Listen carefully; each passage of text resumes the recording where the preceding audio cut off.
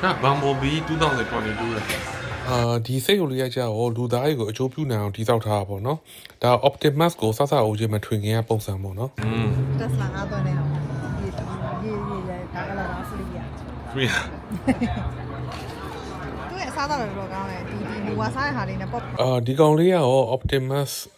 generation 1ပေါ့နော်ဒီကောင် Optimus စအိုချင်းထုတ်ခါစားတာပေါ့ aesthetic လွတ်တော်နေတဲ့ဆန်တယ်ပေါ့နော်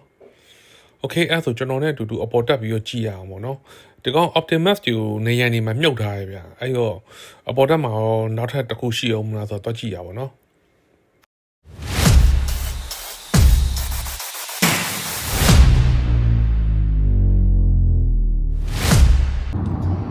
အားလုံးပဲမင်္ဂလာပါ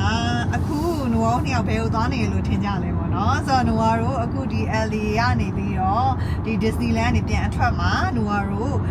နာမည်ကြီးနေတဲ့ဒီကလူတွေမှာတော့နာမည်ကြီးခဲ့တဲ့ဒီ Tesla ပေါ့နော် Tesla ဖွင့်ထားတဲ့စားတောက်ဆိုင်တွေရှိရဲ့ Tesla Diner ကိုသွားနေရဖြစ်ပါတယ်အဲ့မှာအားသွင်းလို့လည်းရတယ်စားတောက်လည်းစားလို့ရတယ်ဆိုတော့နူအောင်သွားကြည့်ကြည့်မယ်တစ်ခါမှမရောက်ဘူးသေးဘူးပေါ့နော်ဆိုတော့နူအောင်ပထမဆုံးသွားမှာဖြစ်ပါတယ်အဲ့တော့အခုကတော့နူအောင်သွားနေတာ LA ရဲ့ traffic ကတော့ထုံးစံတိုင်းပဲတော်တော်ဆိုးတယ်33မိုင်လောက်ပဲရှိရဲ့ဟာကိုတနားရီခွဲလောက်မောင်းနေရတယ်ကားနည်းနည်းပိတ်နေတယ်ပေါ့နော်ဆိုတော့နူအောင်ဒီမှာကားလေးနည်းနည်းပိတ်နေပါတယ်နူအောင်သွားနေတဲ့လမ်းပေါ့နော်ဆိုတော့ highway 5ကနေသွားနေတာပါTesla Diner ဟိုပါသူတို့ဟိုဇွန်လလောက်ခရက်ဖွင့်နေတယ်ဟုတ်တယ်အဲ့ကလေးကနေဖွင့်နေဆိုတော့အဲ့ကလေးကသွားပြီးတော့ကြည့်ကျင်နေရပါတော့သွားပြီးတော့သွားကြည့်ကျင်တာပေါ့သွားအဲ့စားတာတို့အဲ့သူတို့ဘာရှိလဲဆိုတော့သွားကြည့်ချင်နေအောင်ကြာပြီဒါပေမဲ့အခုကြာမှာပဲဟိုသွားပြတာပေါ့နော် LA ရောက်ရင်းနဲ့ LA ကနေ San Fran မှာအနည်းဆုံးတော့အားကိုသွင်းရမှာပဲလေအဲ့ဒါဆိုဒါပေမဲ့တော့ LA ထဲမှာပဲရှိရပါဒါပေမဲ့အဲ့မို့ပေါ့သွားပြီးတော့တစ်ချက်သူ LA ထဲမှာဆိုပေမဲ့သူ Santa Monica ဘက်ကိုနည်းနည်းသွား Santa Monica Beach ဘက်ကိုနည်းနည်းသွားရထင်တယ်ဟုတ်တယ်အဲ့ဘက်လေးကအဲ့ဘက်နည်းနည်းလေးသွားဒါပေမဲ့ LA ထဲမှာပဲအဲ့အရင်စားဖွင့်စားတော့ဆိုအဲ့ဟာလေတော်တော်လူပြည့်ရနော်တော်တော်စောင့်ရတယ်ဟို line တွေပါရရှိပြီတော်တော်လူများ line ရှိပြီစောင့်ရတယ်ပြောအဲ့ဒါဆိုအဲ့ဥစ္စာကိုဒီနေ့သွားကြည့်ရပါတော့သူကအဲ့ဥစ္စာထူးခြားတဲ့တခုကဘာလဲဆိုလို့ရှိရင်သူကဒီကားပေါ်ကနေပြီးတော့ဒီ app ကနေပြီးတော့ဒီ screen ပေါ့နော်ဒီ screen ကနေပြီးတော့သူကဟိုအစားတောက်တွေကဆိုတော့မှားစားလို့ရတယ်လို့ပြောတယ်အဲ့ဒီလိုမျိုးပြောထားတယ်ဗျာပြောထားရဆိုအဲ့ဒါနဲ့ဆိုတော့တွားကြည့်ကြည့်ရဟုတ်လားမဟုတ်လားပြီးဒါပေမဲ့ကျွန်တော်အထက်ထဲပဲဝင်စားမှာပါဒါပေမဲ့နည်းနည်းကြည့်ကြည့်နည်းနည်းစမ်းသပ်ကြည့်ချင်တာပေါ့နော်အဲ့ဒါဆိုဒီနေ့သွားပြီးတော့ Tesla ကလည်းဖွင့်ထားတယ်ဆိုတော့ဘယ်လိုမျိုးထူးခြားလဲပေါ့နော်အဲ့လေးကိုသွားပြီးကြည့်ကြည့်ရပါဘော Tesla ဆိုလို့ဟိုဥစ္စာဒီဥစ္စာကိုသွားကြည့်ရဟို Elon Musk fanတော့မဟုတ်ဘူးနော်ဒါပေမဲ့သူတို့ရဲ့ဘယ်လိုလှုပ်ထားလဲဆိုတဲ့ဥစ္စာတွေကိုသွားပြီးကြည့်ကြည့်ရပါဘောဒီကားကိုလည်းကြိုက်တယ်ဆိုတော့အဲ့ဒါကြောင့်မို့ပြီးတော့နူကသဘောကျတာလေးပါလဲဆိုတော့ဒီနူကပုံမှန် EV ကားရေဆိုလို့ရှိရင်ဟိုစီကားနဲ့တော့မတူဘူးပေါ့နော်စီကားတန်းဖြည့်ပြီးသွားလိုက်လို့ရတယ် EV ကကြတော့နူကအားသွင်းတဲ့အချိန်မှာအချိန်စောင့်ရတယ်ပေါ့နော်ဆိုတော့ဒီရဲ့သူ့ရဲ့ဆောင်းပုံဆိုတော့ plug in and wait မဟုတ်ဘူးပေါ့နော် plug in လုပ်ပြီးတော့စောင့်တာမဟုတ်ဘူး plug in and enjoy ပြီးတော့အဲ့မှာလဲဟိုလို big screen အကြီးရှိရကားပေါ်ကနေအားသွင်းနေလဲအဲ့ဒီ screen မှာပြနေတဲ့ movie screen နဲ့ရှိရအဲ့ဒါလေးကြည့်လို့အဲ့ဥစ္စာ idea လေးကလေဘာကိုကောင်းလဲဆိုလို့ရှိရင်လေဒီ idea ကလေအမှန်တိုင်းပြောရင်အဲ့ charging သွင်းတဲ့အဲ့ station တွေတော်တော်များများမှာအဲ့ idea လေးလိုရယ်ဒါ business idea ကောင်းတယ်လို့ပြောလို့ရတယ်ကွာဘာကြောင့်လဲဆိုတော့ဒါ idea တစ်ခုပဲလေဒါဘာလဲ charging သွင်းတဲ့လူတိုင်းကစောင့်ရမှာပဲလေဒါပေမဲ့ Tesla ဆိုတာဒါပေမဲ့တော်တော်မြန်တဲ့ဟို charging ဗျာဟိုမိနစ်20လောက်ဆိုမိုင်200လောက်ကအသာလေး for sure သွားလို့ရတယ်လေအဲဒီလိုစောင့်ရတဲ့အချိန်လေးမှာဟို TV ကြည့်မယ်ဒီလို dining ဟိုဟာလေးလုပ်ပေးထားရဆိုတော့တကယ်ပြောရမယ်ဆိုလို့ရှိရင်ကောင်းတဲ့ idea တစ်ခုပေါ့နော်အဲ့ဒါဘောမှာဆိုလို့ရှိရင်ကိုယ် charging station မှာဆိုသွင်းပြီးမှဖုန်းသုံးပြီးတော့မိနစ်20စောင့်ပြီးတော့တခါပြီးရင်သွားတာပေါ့နော်ဒါပေမဲ့ဒီဥစ္စာလေးကြတော့ဒီလိုမျိုး dining လုပ်ပေးထားရဆိုတာဟိုဖြစ်တော့ဒါပေမဲ့သူတို့ပြောထားတယ်အဲ့1950ကဒီဟိုဥစ္စာဗာလေအဲ့မို dining ပေါ့နော်ဟိုစီဖြည့်ရင်းနဲ့အဲ့လိုမျိုးဟို dining လုပ်လို့ရတဲ့ဟာမျိုးလေးတခုဟိုသူတို့အဲ့မို idea ယူတော့အခုလည်းရှိပါတယ်စီဖြည့်ရင်းနဲ့ဒီမှာ gas station တို့ပါဥမှာဆိုလို့ရှိရင် store ဆိုင်လေးရှိရတခါကျတော့ဘာဂါလေးပါလေးမှတ်သားလို့ရတဲ့ဟာမျိုးကိုပဲသူကဒီ charging station တွေမှာသူကအဲ့လိုပြန်လောက်တာပါပဲအမှန်တိုင်းသူကတော့ဒီရဲ့ Diner ရဲ့ပုံစံကသူ retro futuristic ပေါ့နော်တကယ်သူ future ဒီ Tesla ရဲ့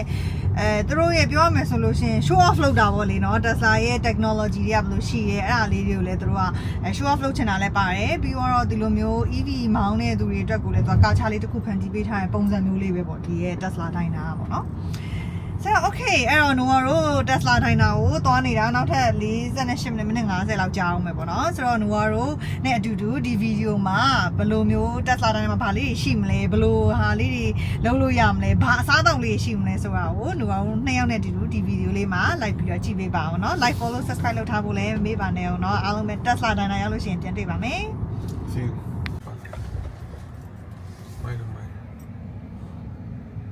ဒီမှာပဲငါတွေ့လိုက်ပါ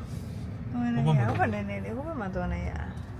ကဲ Noah တို့အခုတော့ Tesla ထိုင်တာရောက်ပါပြီထိုင်တာဒီမှာပါဒီဆောင်က Tesla ထိုင်တာပေါ့နော်ဒီဘက်မှာတော့ screen ကြီးခုနကပြောရဲ LED screen ကြီးရှိရယ်အဲတို့တော့ဟိုပြထားတာပေါ့နော်ဒီမှာဒီကနေလည်းကြည့်လို့ရတယ်ဒီမှာလည်းကြည့်လို့ရှိရယ်အားသွေးမောက်ရတော့အများကြီးပဲဒါပေမဲ့ तू ကတော်တော်မြန်မဲ့သဘောမှရှိရယ်ပေါ်လာ welcome to Tesla တိုင်းနဲ့ plug in နဲ့ place your order recharge နေကြည့်လိုက်မယ်စီမောကဲဒီကနေပြီးဒီမှာ Tesla တိုင်းနာဆိုပြီးတော့ဝင်လာတယ် Okay ဒီမှာမှာလို့ရ menu ရေအော်မိုက်တယ်ဒီမှာတော့ तू ကတော့ထုံးစံတိုင်းပေါ့နော်ဘာဂါတို့ဒီမှာမှာလိုက်လို့ရှိရင်အဲ့ရနေပြီးအဲ့မှာ waiter ဟိုဘာလို့ထွက်လာပြီးတော့ဒီမှာတတ်မှာလို့ရတယ်ပေါ့နော်ငါဒီမှာ matcha latte လေးရှိရနှုတ်ကကြိုက်တယ် matcha ဟုတ်အပေါ်မှာပဲစားအောင်မယ်အခုဒီလိုမျိုးကမစားတော့ဟုတ်တယ်နှုတ်ကလည်းဒီမှာ menu လေးပြလာမှာအဲ့တော့နှုတ်ကလည်းဒိုင်နာပေါ်မှာဒိုင်နာအခုအပေါ်မှာလည်းရှိရမှာကြည့်နှုတ်ကနည်းနည်းခီးသွားတော့နည်းနည်းမှန်းကြောင်ကြဖြစ်အဲ့မှာ visit Tesla ဒိုင်နာဆိုပြီးဒီလိုပေါ်ပါဟာ sandwich to breakfast တို့ရတယ်မှာ in the city. Al, can you open the car? Thank you. အထက်ရောက်တော့ Noah တို့ကဒီကောင်တာမှာလည်းမှာလို့ရသလိုဒီဘေးမှာလည်းဒီဆက်လေးတွေကနေမှာလို့ရတယ်ပေါ့နော်ဆိုတော့ तू ကနှစ်မျိုးရှိရယ် order ကို take out လုပ်မှလားထိုင်စားမှလားရွေးလို့ရတယ်ပေါ့နော်ဆိုတော့ဒီ menu တွေကတော့ Noah တို့ကားပေါ်မှာကြည့်ခဲ့တဲ့ menu တွေနေကတော့ same ship ပဲအတူတူပဲပေါ့နော်Noah တို့ကတော့ဒီ line အကြိုင်မစီကြံလို့ဆိုပြီးတော့ခုနဆက်ကလေးကနေမှားပြီးတော့အခုကတော့ Noah တို့မှားထားတဲ့ order ကိုစောင့်နေတာဖြစ်ပါတယ်အဲ့တော့အရင်ဆုံး Noah တို့အေးမှားထားတဲ့ဟာလေးကိုစောင့်နေတာပေါ့နော်သူကအောက်ထပ်မှာလည်းထိုင်စားလို့ရတယ်ပေါ့နော်အောက်ထပ်မှာလည်းရှိရယ်သူကအပြင်ဘက်အပေါ်ဘက်မှာအပြင်ဘက်မှာလည်းရှိရယ်ပေါ့နော်ဆိုတော့Noahတို့သွားတဲ့အချိန်ကလူရင်းမများနေဘူးနည်းနည်းလေးလူရှင်းနေရယ်ပေါ့နော်ဆိုတော့Noahတို့အစားအသောက်မှာထားတဲ့ဟာလေးကိုစောင့်နေတာပါစောင့်တဲ့ခါမှာလည်းသူကဒီမှာပြထားတဲ့ဟာလေးတွေကCyber Truck တို့Noahပြောခဲ့သလိုပဲပေါ့ဒီ Tesla ရဲ့ technology တွေသူ့ရဲ့ကားအကြောင်းလေးတွေအဲ့ဒါလေးကိုသူကပြထားတဲ့ဟာလေးလိုက်ကြည့်လို့ရပါတယ်Noah ပြောခဲ့သလိုပဲသူတို့ဒီအထက်ရောက်တော့အဲ့ဒီဟာလေးပြထားတာနဲ့သူတို့စောက်ထားတဲ့ပုံစံလေးတွေသူ့ရဲ့အဆောက်အအုံပုံစံကတကယ်ကို futuristic ကိုရောက်သွားတယ်ဆိုတော့ vibe မျိုးလေးကိုတကယ်ရတယ်ပေါ့နော်ဆိုတော့Noahအဲ့ဒါလေးကိုတော့တော်တော်လေးသဘောကျပါတယ်Noah ကတော့ထုံးစံတိုင်း coffee ထက်ဆိုင်မှာခြာကြိုက်တော့မှာခြာတောက်တယ်Noah တို့အခုကတော့ coffee တွေပါတယ်မှာထားတာရပြီပေါ့နော်ဆိုတော့အစားတောက်လုပ်ပေးတယ်အဲ့တော့ဒီအစားတောက်လုပ်ပေးတဲ့ဒီ counter ကလည်းသူကလုံးဝပုံစံလေးကမိုက်တယ်တကယ်ကိုပြောရမယ်ဆို minimalism ပုံစံမျိုးတော့အယောင်လေးတွေအစားပေါ့နော်ဟိုမှာအနက်ရောင်ပုံစံမျိုးလေးတွေလုပ်ထားတယ်ဆိုတော့သူတို့ကဒီ take out လုပ်မယ်ဆိုလို့ရှိရင်သူကအိတ်လေးနဲ့ထည့်ပေးတယ်ဒီမှာထိုင်ကျင်တော့ဘန်းလေးတွေနဲ့သူပေးတယ်ပေါ့နော်ဒါဟိုမှာတက်လေကားတယ်တက်လေကားတယ်မှာအပေါ်သွားလို့ရအောင်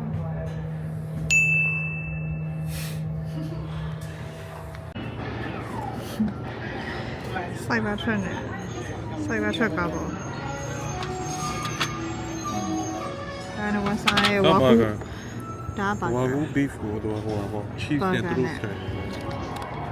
ညမိုက်တယ်ညမကြတော့သူ့ရဲ့ဟိုကလည်းချိုင်းပဲနေရဘာကားနဲ့ဒါဝါကူ beef ဇုံနေတော့Okayဒီပုံမှန်ဒီမှာ popcorn လာမယ်ရှိရယ်ကဲအပေါ်တက်ပေါ့နော်Noahခုနဒီမှာပါအားရအောင်အားသွင်းတာ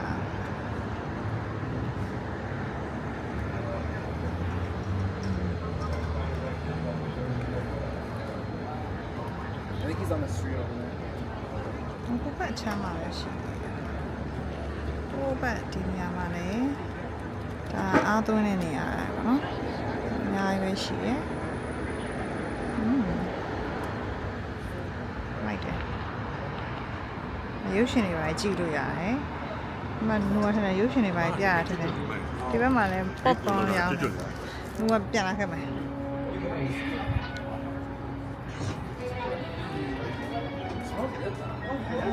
တက်လာတယ်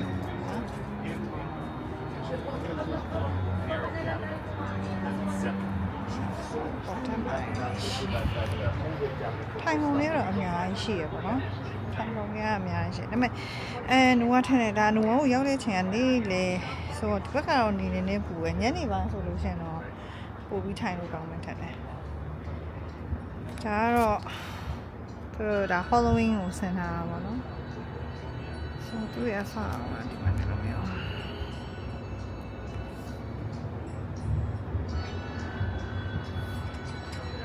ထဲမှာတော့အေးရပြင်မှာတော့နည်းနည်းပူတယ်ဟုတ်ပါဒါတစ်ပတ်ပတ်ပြရတာပေါ့နော်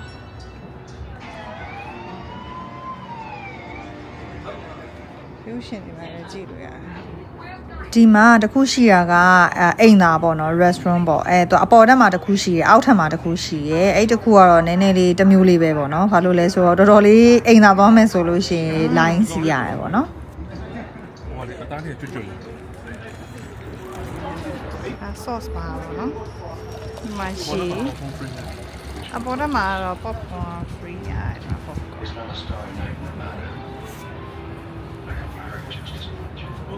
eco friendly ပုံပဲ အကုန်လုံးကတဘာဝပတ်ဝန်းကျင်ဟိုဖြစ်တဲ့ဟာမျိုးပေါ့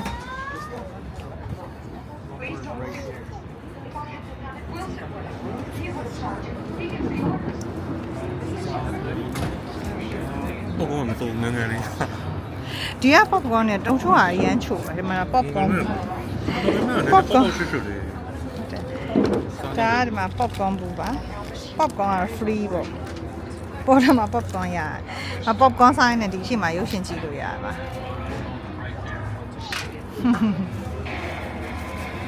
ကဲဒါဆိုရင်ဒီမှာစားနေပါပြီစားလိုက်ပါအောင်မယ် ဟိုတော့တခုကောင်းတာဒီမှာလေအကုန်လုံးကစက်ကူလေးနဲ့လောက်တာ eco friendly ဒီမှာတက်သားလေးစက်ကူလေးဒါဆိုလို့ရှိရင်ဒီဥစ္စာလည်း eco friendly လို့ပြောတာ သူကထင်တယ် recycle ပဲကျန်လို့ရတယ် popcorn popcorn free ရ ကြာသူ့ရဲ့ဒီရဲ့ဟာလေးပေါ့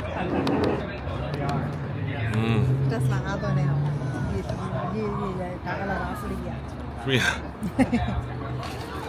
သူ့ရဲ့အစားအသောက်တွေတော့ကောင်းတယ်ဒီလူဝါစားတဲ့ဟာလေးနဲ့ popcorn နဲ့အရင်ကရုပ်ရှင်နဲ့ကြည့်လို့ရတယ်မရုပ်ရှင်ချင်းကောင်းတာ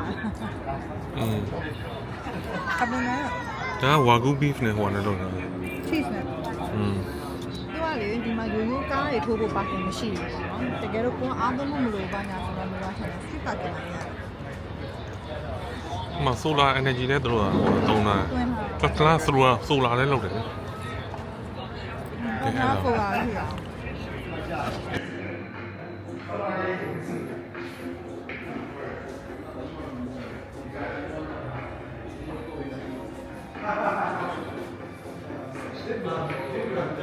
Optimus အဲ့ဒါလည်းရတော့ရောင်းဆုံးတော့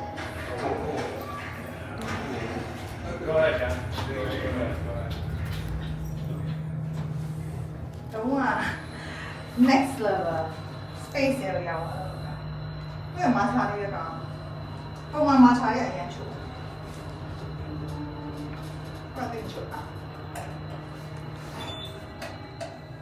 ဒီစက်ရုပ်လေးက Bumblebee 2022 Built for the Human World ပေါ့နော်ဆိုတော့သူကဒီလိုမျိုးစက်ရုပ်ပုံစံလေးလည်းပြထားတယ်ဒီမှာအသေးစိတ်ဒီရဲ့ဒီစက်ရုပ်ရဲ့နောက်ကသူအထဲမှာထည့်ထားတဲ့ဟာလေးပေါ့နော်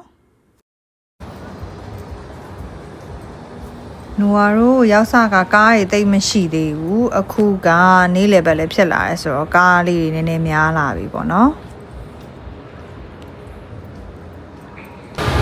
ဒီဘက်မှာခြားနေရှိမယ်ဒီမှာကားတွေအများကြီးပဲပေါ့နော်အားသွင်းထားကြတာပေါ့နော်ဆိုတော့ okay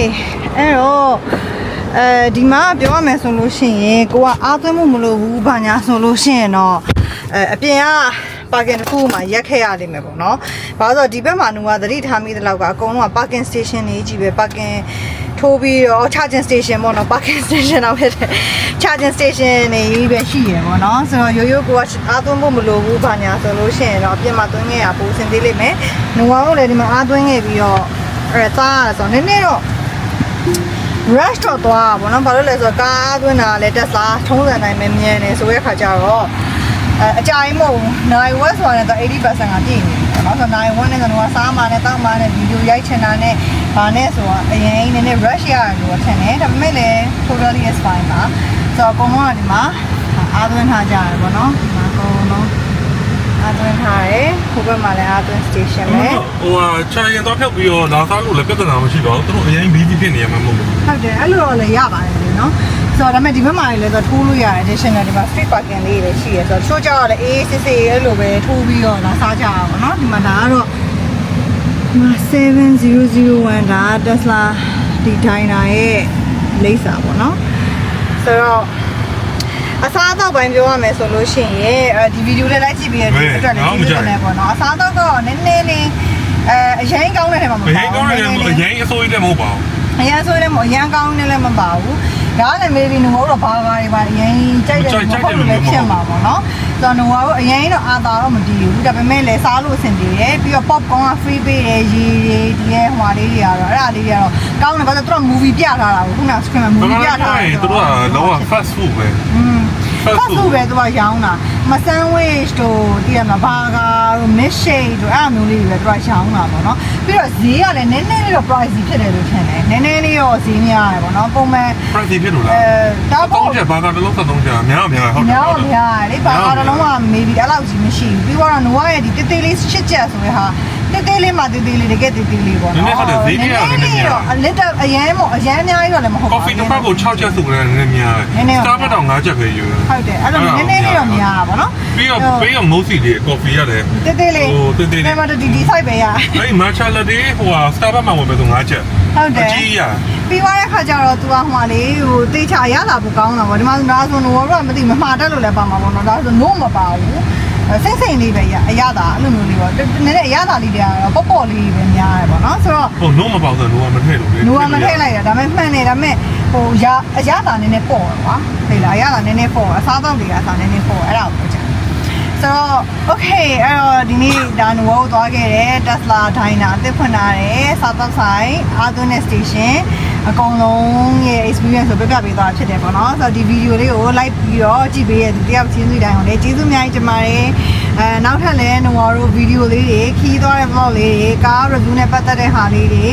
ထပ်လုပ်ပေးဖို့လည်းရှိတယ်ပေါ့နော်ဒီဥစ္စာလေးကဘာလဲဆိုလို့ရှိရင်တခုရှိအဲ့မို့ EV charging သွင်းတဲ့လူတိုင်းမှာဟိုအောင်ဖြစ်တယ်အဲ့လိုမျိုးလေးတခုရှိသေးရင်ကောင်းတယ်ကွာသိတာ charging သွင်းတဲ့လူတိုင်းစားတော့အဆင်ပြေအဲ့ဗီဒီယိုကောင်းတယ်